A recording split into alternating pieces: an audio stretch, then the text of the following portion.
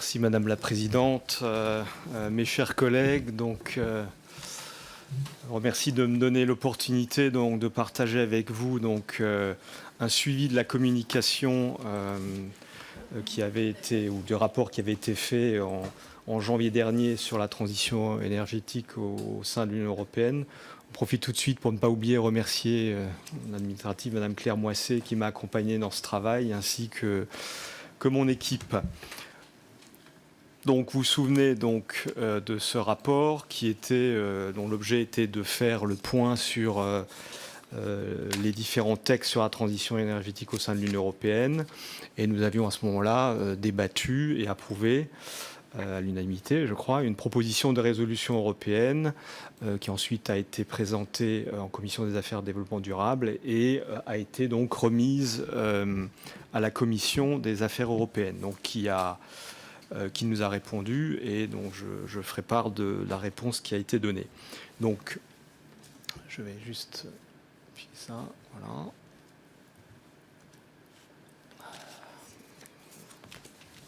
Excusez-moi.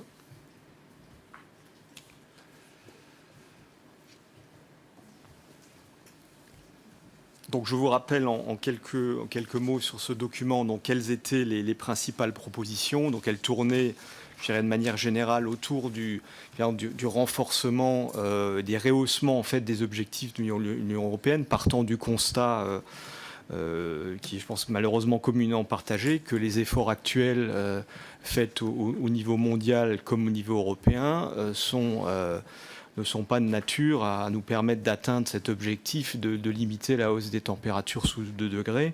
On va avoir le rapport du GIEC le 8 octobre qui malheureusement ne va pas nous annoncer des bonnes nouvelles. Donc on est vraiment ici au niveau européen dans l'absolue nécessité en fait de renforcer, d'accélérer cette lutte contre la transition énergétique. Et je vous laisse redécouvrir ici les différentes propositions qui avaient été faites autour du rehaussement des ambitions en termes d'efficacité énergétique, d'énergie renouvelable et un certain nombre d'actions de support. On a parlé à l'instant avec le rapport de nos collègues sur l'innovation de rupture, l'importance en fait de financer et d'organiser au niveau européen le travail sur l'innovation de rupture, notamment dans le cadre des nouvelles technologies. Et j'avoue, la description qui nous a été faite de cette nouvelle batterie, on est effectivement loin de ce qu'on pourrait attendre de l'innovation de rupture. Donc c'est des messages qu'il nous faut porter en permanence pour que nous rehaussions nos ambitions.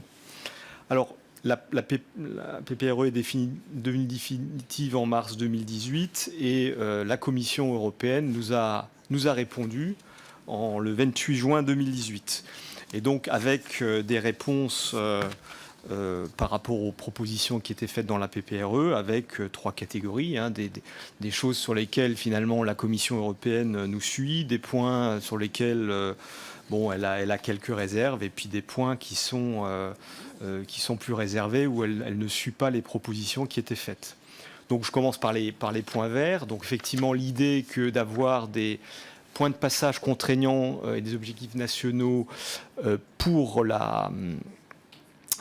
les objectifs donc, de lutte contre les gaz à effet de serre a été retenue. Donc elle salue, je dirais, les propositions de l'Assemblée nationale d'instaurer des points de passage contraignants. C'est particulièrement important parce que se donner des objectifs qu'on ne vérifie que l'année où on doit les atteindre, on sait que ça n'est pas suffisant. Il faut avoir un suivi beaucoup plus fin des objectifs pour pouvoir les ajuster.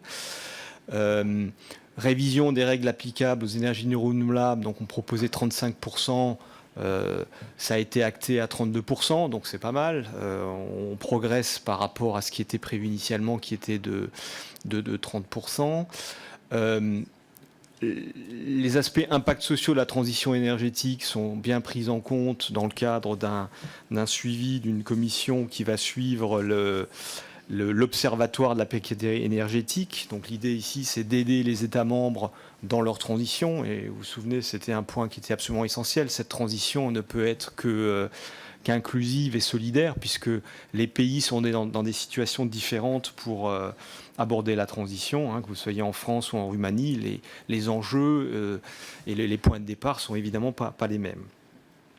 Alors des points rouges pour lesquels effectivement on ne suit pas. Donc on voulait ici rehausser la contribution de l'Union européenne à la lutte contre le dérèglement climatique. On nous dit finalement la question ne se pose pas dans l'immédiat. Alors moi je pose la question dans l'immédiat, mais combien de temps va-t-on encore attendre, puisqu'aujourd'hui, s'il y a un continent qui peut agir de manière volontaire et volontariste, c'est l'Union européenne. Et donc, je rappelle, on aura le rapport du GIEC le 8 octobre et on verra si la question de l'augmentation des objectifs et des moyens ne se posera pas à ce moment-là. Malheureusement, elle se posera. On avait aussi proposé ici des prix planchers par rapport au carbone. Donc on nous dit finalement laissons les mécanismes se mettre en place. On verra un peu plus tard. Moi je reste convaincu ici qu'il faut qu'on ait des signaux prix qui soient beaucoup plus affirmés qu'aujourd'hui, effectivement qui posent aussi la question de la compétitivité de l'Union européenne au niveau mondial. Alors, points sur lesquels il y a des avancées. Donc, c'est tout ce qui relève de la gouvernance de l'Union de l'énergie, qui est actuellement en cours de finalisation.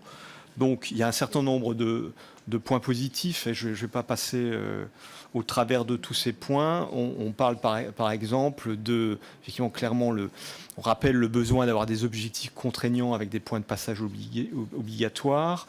L'introduction du concept du bilan carbone, qui est un peu l'idée de dire aujourd'hui l'humanité vit à crédit, on a encore droit à, je crois que c'est 800 millions de gigatonnes de CO2 jusqu'à l'horizon 2050, donc de montrer clairement quelle est la quantité de CO2 que nous pouvons encore consommer et nous mesurer par rapport à ce bilan carbone semble une idée très importante. Et puis l'idée, effectivement, au travers de cette gouvernance, de donner un cadre stable qui permette à tous les acteurs, en fait, de s'engager dans les investissements en termes d'innovation, de s'engager dans les investissements industriels, semble absolument indispensable, puisque on l'a vu, ce sont des investissements risqués. Aujourd'hui, on ne sait pas quelles sont les filières qui vont être finalement celles qui vont nous permettre le mieux de réduire l'émission de gaz à effet de serre. Et donc, donner de la stabilité peut réduire le risque. Un rapide panorama donc, de où on en est en termes de cette gouvernance. Donc, normalement, cette gouvernance devrait être adoptée en 2018, en décembre, avec chaque État membre devant proposer des projets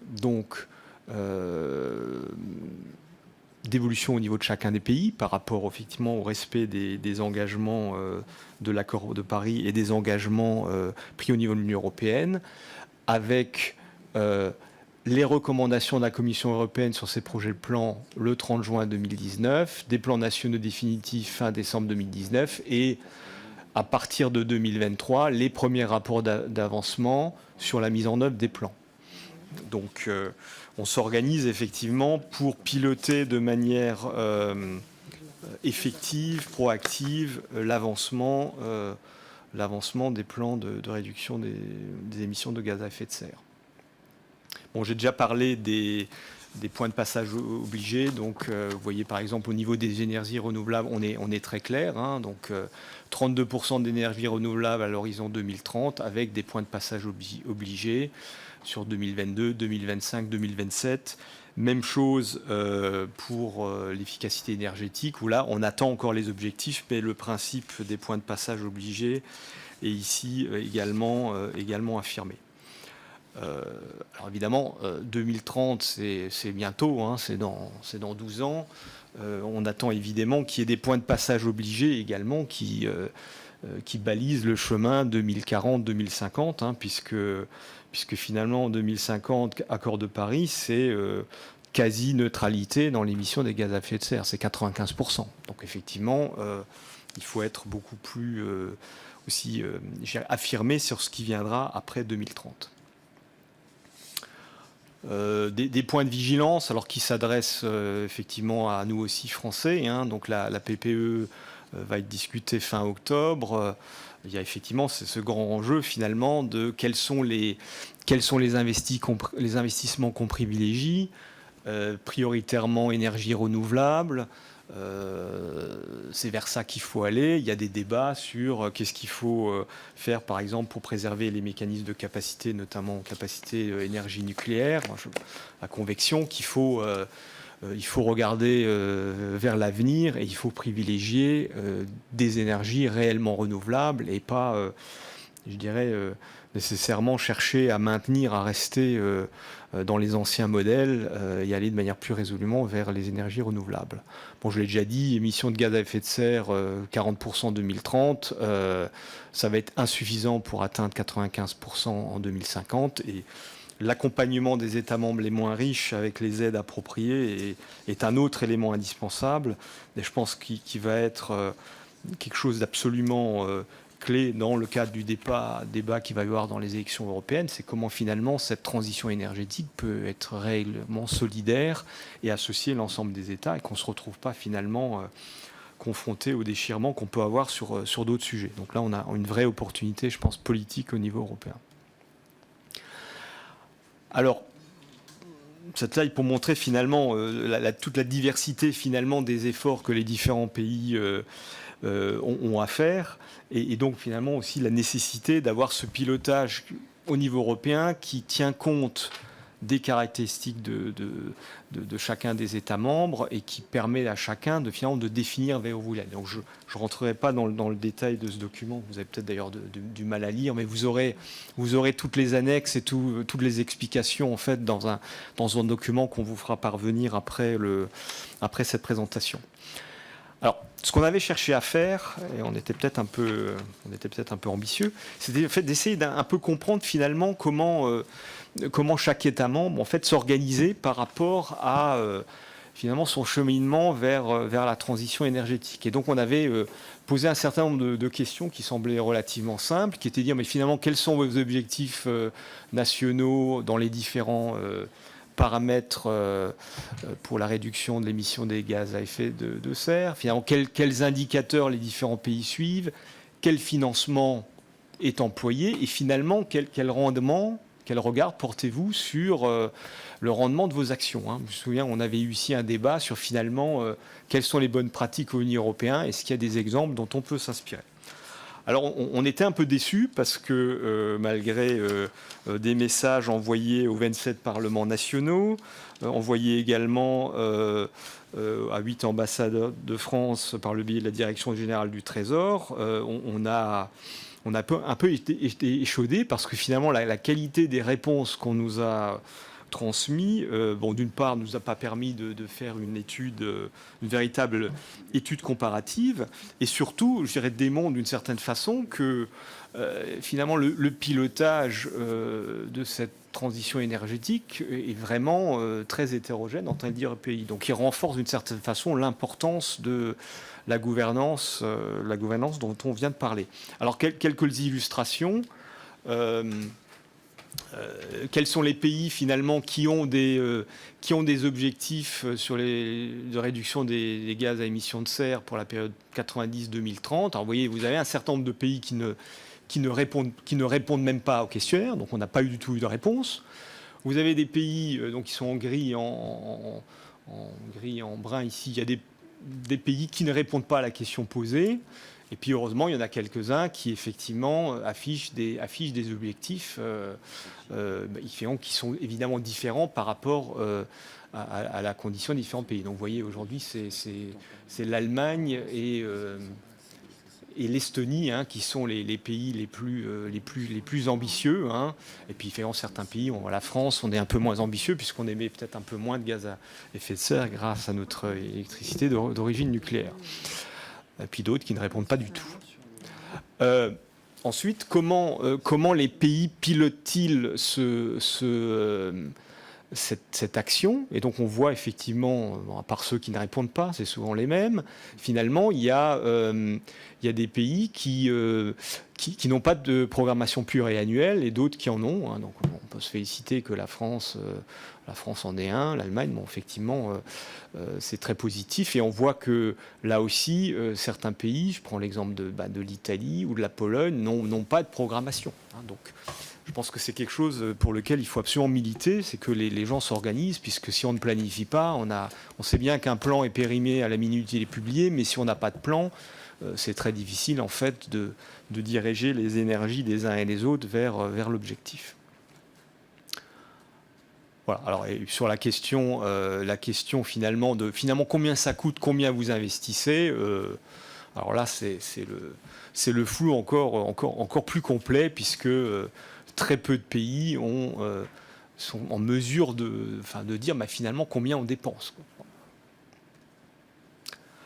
Alors, bon, si maintenant on regarde un peu, finalement, côté plus positif, il se passe quand même un certain nombre de choses, on peut que s'en féliciter. Donc, le One Planet Summit a eu lieu. Donc, le président Macron, je dirais, porte haut le message que la finance doit effectivement, je dirais, investir massivement dans les nouvelles actions climatiques, hein, puisqu'on a bien vu que l'argent est le nerf de la guerre en l'occurrence.